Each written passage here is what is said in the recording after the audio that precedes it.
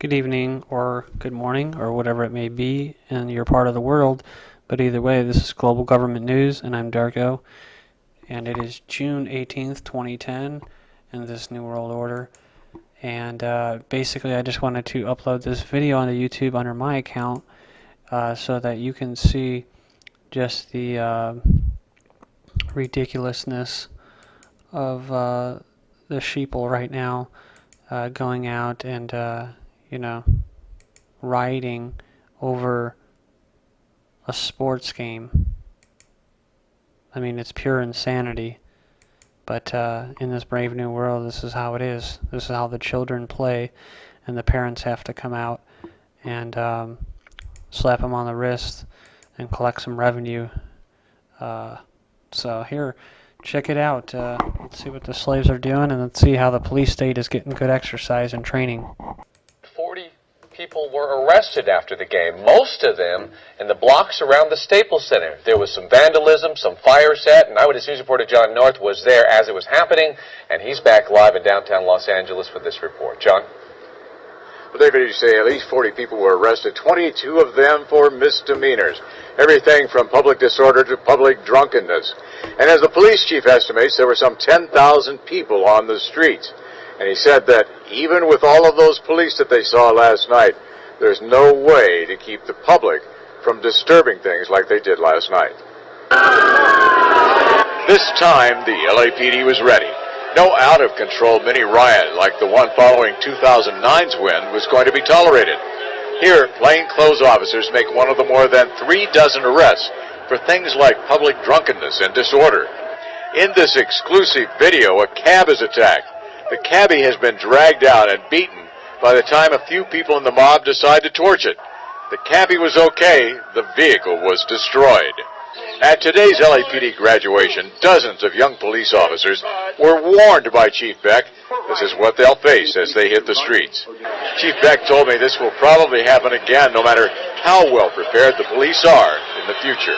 That is what happens when mobs of people take matters into their own hands. You know, we had rapid response to that. Those incidents were limited, although they were more extensive than I would have liked. But given the fact that we had about 10,000 people that decided they didn't want to comply with the law, you know, I think we dispersed them very well and very quickly. The rookie officers will quickly learn that bad things will happen, no matter how well they train and how well they police.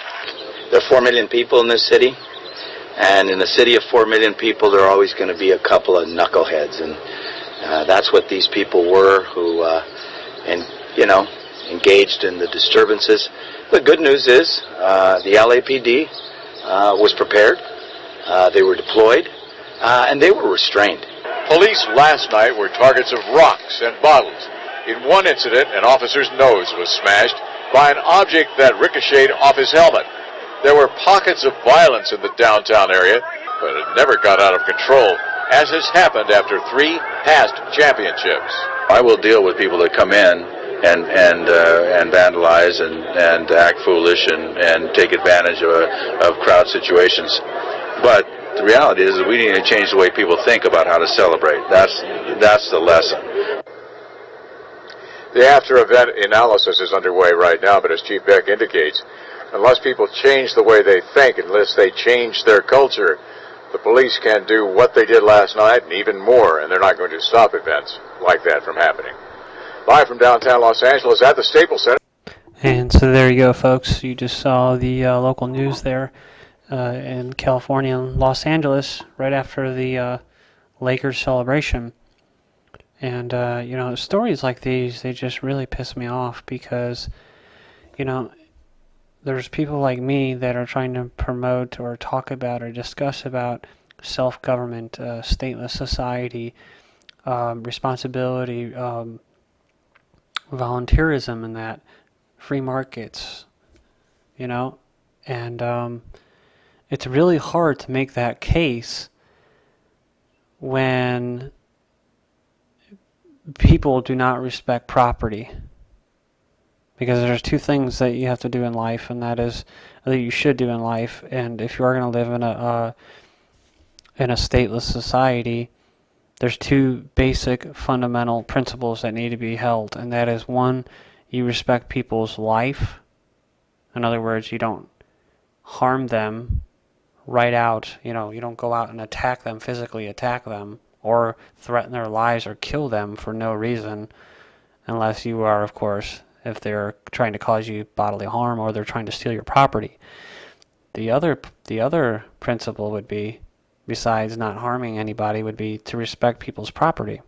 And that kind of makes sense, right? Because a person's life, their body, is their own property. And so when it comes to things like this, that's not respecting property rights. That's not respecting people's rights. And so when I see pictures like these, where this isn't anarchy, people. And so if you ever hear people who refer to a stateless society or self-government or no government or what have you as anarchism, or if you hear someone refer to this crap as anarchism, well, then you need to educate them and tell them that no, this isn't anarchism. You don't cause bodily harm to people that are just driving in their cars like this guy here, or bash their windows in. That's their property. And look at this dumbass taking a picture of it on a cell phone. I mean, this is just ridiculous, man. This is totally ridiculous. And the thing that gets me is it doesn't piss me off so much that that people aren't more concerned with their own personal freedom, with the economy, with what's going on in the world right now. I'm not worried or concerned because they don't give a shit about that, because like I said in recent videos, I've kind of strayed away from the whole truth movement or patriot movement. I don't want to be associated with any of that anymore. I do respect people like that, and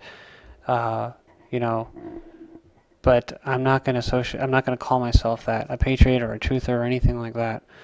I'm just an individual. I believe in self-government and no government, and I think that we can do it. But the thing, like I said, the thing that gets me is that I don't expect these people to not be out there protesting against big government, right?